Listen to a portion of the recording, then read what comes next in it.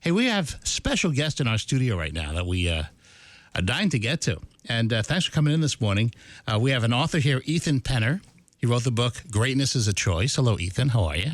Hi, Big Mike. How Good are to you? be with you. Good to have you here. And also with you is the guy who wrote the foreword in your book.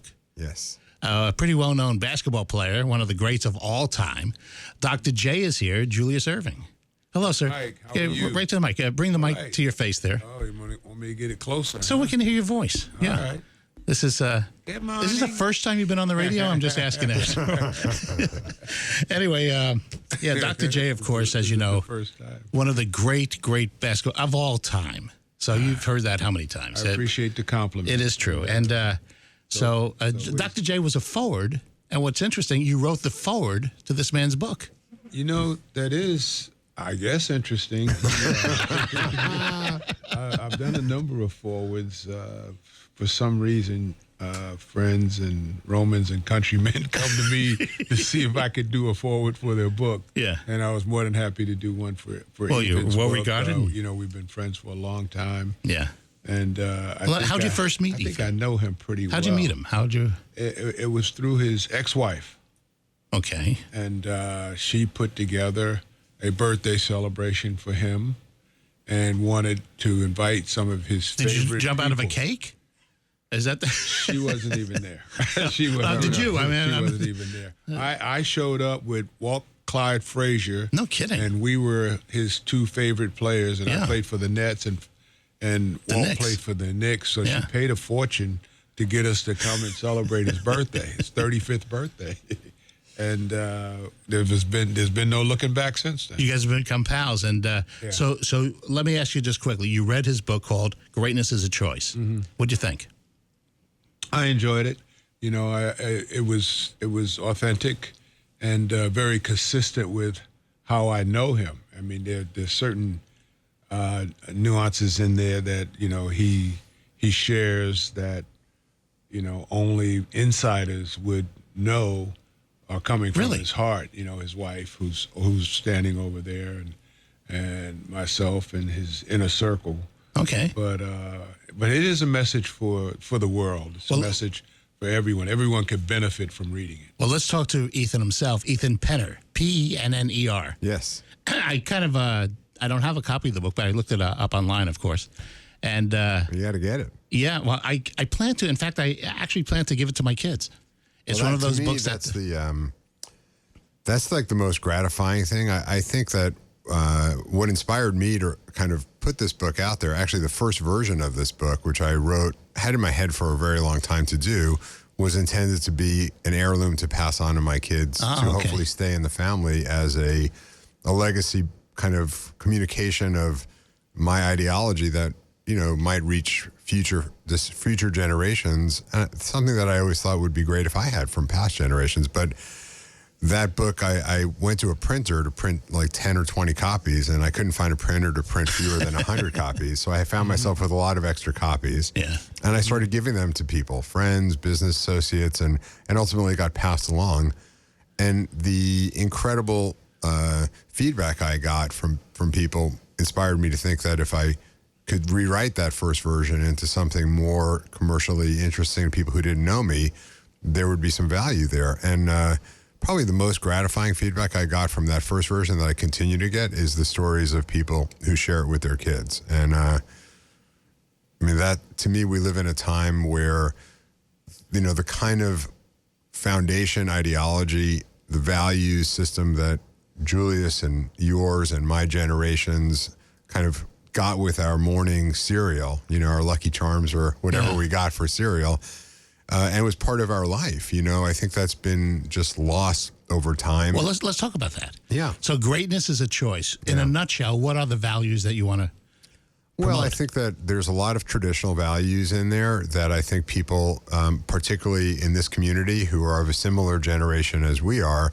will find refreshing that it's there in writing and that they could pass it on to generations. So the ideas of personal responsibility and accountability, the ideas of the value of honesty. And I think I have some interesting things to say that maybe are a little differentiated from just, you know, honesty is better than lying. You know, those things are obvious. Well, I got to tell you, you were in a field where the first thing you think of is not honesty. And Right. I come from. I guess I'm most famous from my time on Wall Street.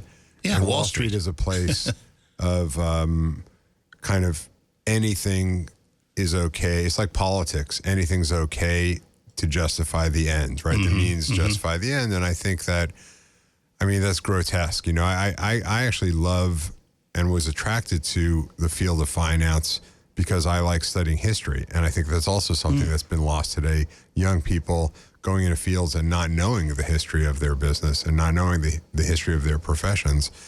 But I did study history, and I really loved the financiers of old because I think that they understood the sense of responsibility and how important a healthy financial system is for an economy and for the society at large. I kind of came into Wall Street at a time where that just changed, and it became a free-for-all and take what you can as fast as you can. The 80s, mentality. 70s, 80s, I came 90s. in the 80s, and that has unfortunately just gotten worse and worse and worse. I saw the movie. Yeah, well, that movie, it was a good movie and a good book, The Wolf, yeah. People always ask me, did I ever know that guy? Because our times coincided, but the reality is that finance is such a big business, and I never even heard of the guy until he wrote his book, and I thought, wow, that was going on. Same thing with Bernie Madoff, you know. I had never heard of the guy, even though I was in New York and operating at a high level when he was, but again, it's a very big industry, and I think people who are truly criminal, like those two guys, try to avoid anyone who's actually doing things on a professional level. And well, you overcame all that. I mean, you were involved in all of this stuff. There must have been certain values that you had that made you actually survive that with intact. I had very good teacher in my mother, and I think that's something Julius and I share is a reverence for our mothers who really raised us and raised us right and taught us right from wrong. And I think that while the world is very confusing and there's a lot of gray, there's not as much gray as young people think there is. There is black and white. Yes, there is right and wrong. You know what is wrong. You know what is right. Yes, is that what you're saying? right and wrong. And I think that it's the obligation of parents and teachers to point those things out with courage. And I think today there's an absence of courage. So my book is almost a flying in the face of that and a more of a courageous effort. What would you say, in a nutshell, is the message beyond that? I mean, I think what I gathered from looking at excerpts and kind of reviews is that being a nice person is a choice. I mean, you can actually be a nice person, and being a nice person is a key to success. It absolutely is. I would say that Big Mike, I don't have to answer your question. You just answered it. No, so that's... They used to say nice guys finish last. And I don't feel as though in going through my life that I've ever really finished last. Dr. J, you never finished last. Not always first. Yeah. But I don't remember finishing last. And I consider myself a nice person. A nice guy. I think that in that, just to finish up on that point, and to that comment, nice guys finish last, I think that people have wrong goals. I think this idea that we live in a time where more is better, and it's an American idea that just has grown and grown. And I think that in every single way, that's not true, right? I think whether it's the accumulation of money and material things, whether it's eating more food, you know, more is better than nothing, but then there's a point of diminishing returns to everything. And I think that a well-rounded life, a life where you're not sacrificing love and friendship and kinship, you're not sacrificing your soul and becoming someone you wouldn't admire if you looked in the mirror, is that important? Isn't worth the next dollar, for example. Yeah. You probably sleep easy. I sleep really well, yeah. Yeah, I do. It's so good. It's so good. And this book is, from what I've read again online, the reviews, it's easy to read. Intentionally so, because I think we don't live in a time where people have a lot of free time. And so I think, you know, if I add one more thing to your, I think, very succinct comment about being nice is a really important choice. I think that respect for other people, and especially respect for their time, because that's their life. Like, if you think about it, what is your life other than your time?